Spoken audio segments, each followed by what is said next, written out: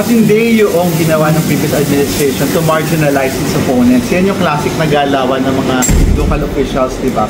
Kasi yung mga local officials, lalo na yung mga local dynasties, hindi sila sanay na may kumukontra at nagtatanong sa kanila.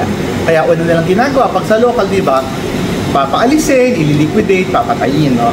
At gano'n din yung ginawa niya nung siya ay presidente, si Pangulong Duterte. So, minarginalize talaga niya. Inetsa puwera, hinaras yung mga progressive groups, hanggang sa na-institutionalize in the previous administration ng red tagging.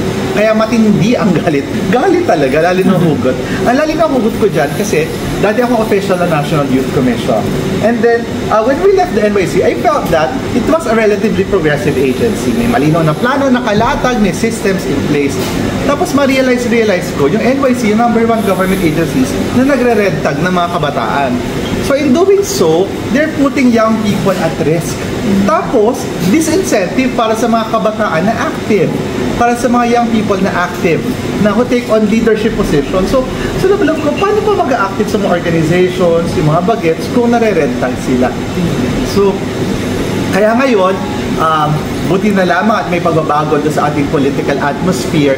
What we're trying to do now is we're trying to push back, institutionalize, so dapat ipagbawal talaga ito red tagging. Tapos napakahalaga ng papel ng political parties like Akbayan at saka ng mga educational institutions. No? Sa ngayon, yung mga partnerships ito, it's working now na tiyakin na yung mga educational institutions hindi nagiging instrument for red tagging.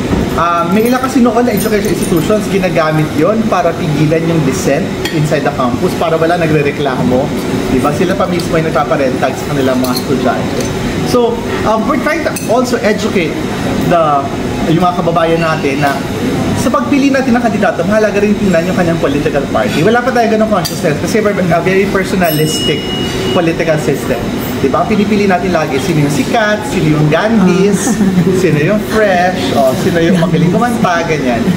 Tapos bahala na kayo pag-governance time na natinap kaya. Pero sa dulo, we have to be more conscious. So dapat, syempre madaling sabihin, it should be platform-based politics. And you can only get that when you have strong political parties. Kasi yung mga tao, they can easily change positions. Sabihin, itong position ko sa issue na to ngayon, next, hindi na.